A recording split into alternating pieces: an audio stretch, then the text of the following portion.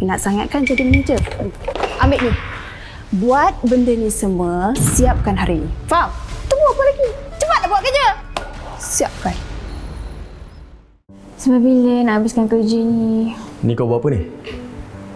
Kenapa awak kat sini lagi? Aku ni bos kau. Kau tak layak lah tanya aku benda macam tu. Ni benda ni?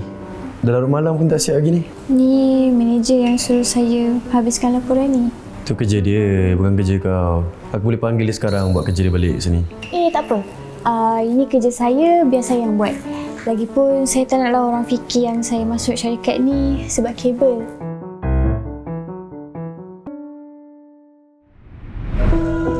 Puan, saya dah siapkan semua kerja. Dah siap? Wow. Cepat juga kau buat kerja. Ni je. Ni je yang kau boleh buat. Betul lah orang cakap kan? Kalau kerja disebabkan kabel, memang tak boleh buat kerja pun. Puan, kalau ada benda yang saya kena betulkan, saya betulkan. Next! Teruskan. Itu je presentation saya untuk hari ini. Terima kasih. Bos, tengoklah budak ni bos. Memang tak boleh pakai langsung. Memang tak boleh buat kerja. Tengok kerja dia. Tapi aku rasa